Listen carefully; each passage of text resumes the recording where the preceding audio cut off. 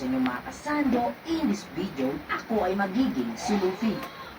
Kasi ngayon mga kaibigan, ako ay nakabili ng kakaibang butas. And nung pinain ko ito, bigla na lang ako nabigyan ng kapangyarihan ng goma.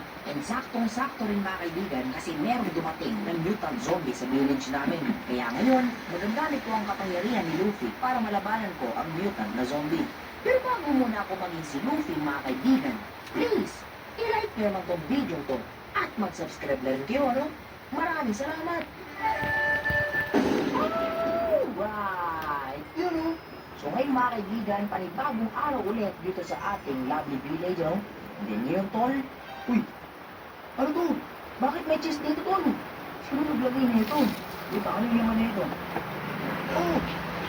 Ano to? Tignan nito mga kaibigan. Meron mga pera. Tapos meron opas. Tapos ano to? Ito. Magdiwa ka nga. Ba't may sombrero dito, tol? Tapos ito, may libro. Oh! Sulat o matandang gago. Oh! May sulat na iniwan dito sa matandang gago, tol. Ano kaya ito? Kaya ano, basahin natin to. Ito mga kaibigan, no? May iniwang sulat sa matandang gago dito. Okay, basahin natin to. Kung ano ba ito, tol? Ang marami namin kung ano ba itong sulat na to. Boy! Ako to sa matandang gago. Kung nag-iwan ito sa bagay mo. Kasi napupunta ako ngayon. Pag yan natin ka dyan. Ito na lang ang hintay mo.